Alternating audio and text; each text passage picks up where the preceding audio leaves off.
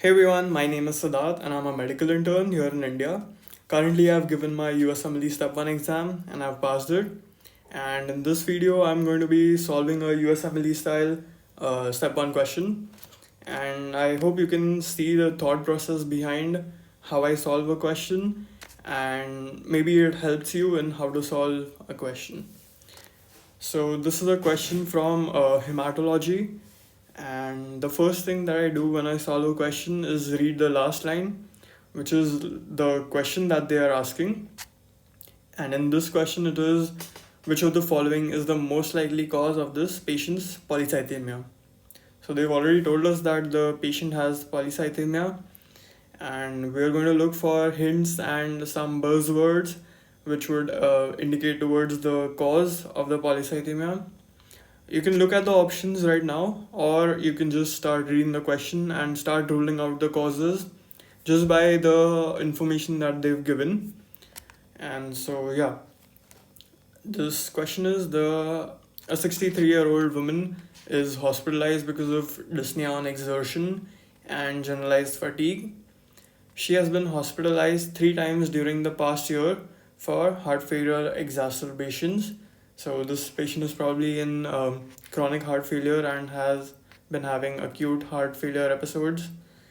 Her other medical problems include essential hypertension for 20 years, MI at the age of 58, and hypercholesterolemia.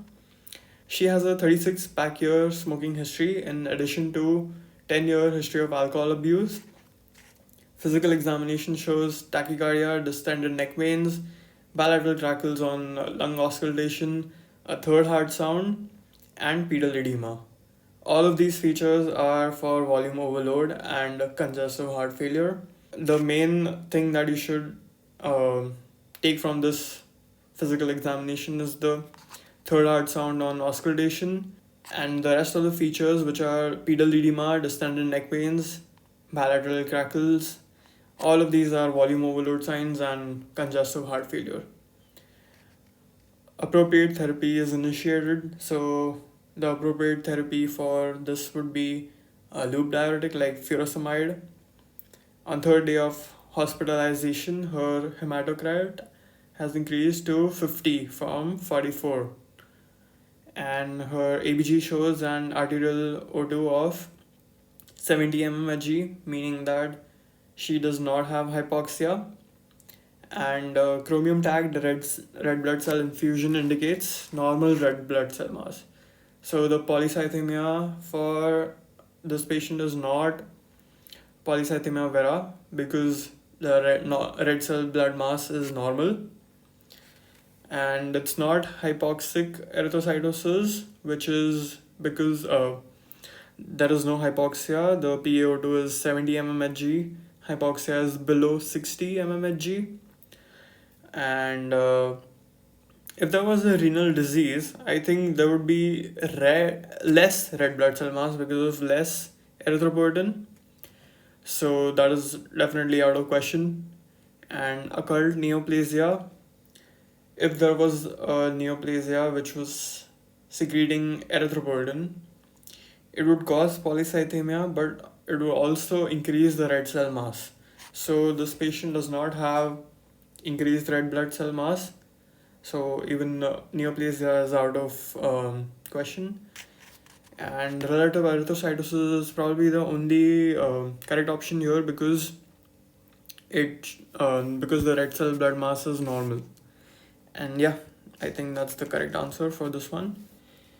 And the thing that you should have looked here in the question is just this line, and I think that would directly lead you to relative erythrocytosis, because polycythemia is divided into absolute polycythemia and relative polycythemia, and only in relative polycythemia the red blood cell mass is normal.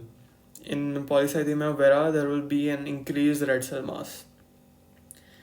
And relative erythrocytosis is caused by dehydration or diuretic therapy, which is probably the treatment that they've given here, a diuretic that must have been initiated.